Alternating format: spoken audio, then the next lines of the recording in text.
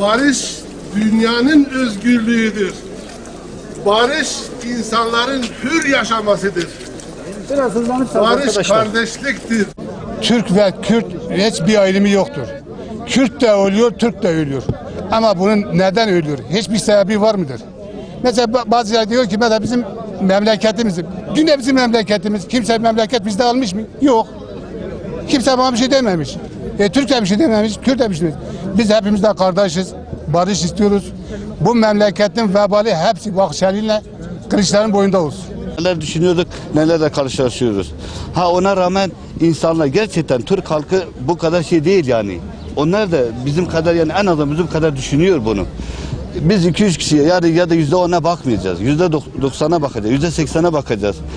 Ama ona rağmen de bu el havada kalmamalı.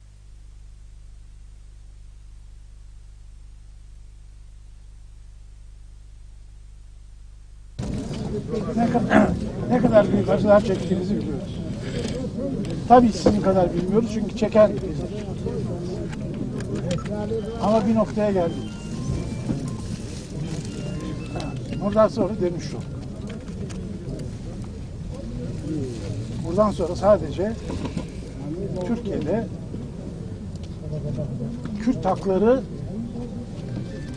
öte insan hakları egemen olacak. Bu sadece Kürt değil, Laz değil. Daha iyi olur hocam, sesini kimse almıyor. Mikrofonu tek mikrofona televizyona. Süremden erin. Kusura bakma. Türkiye'deki bütün halklar insan hakkını hak ediyor. Belki en çok acıyı siz çektiniz. Belki de Türkiye insan hakları sizin çektiğiniz acılar sonucunda gelecek. Ama gelecek.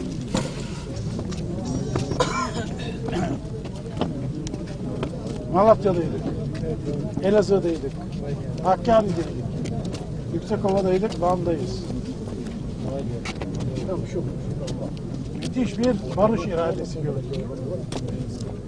Bunun geri dönüşü yok. İnşallah.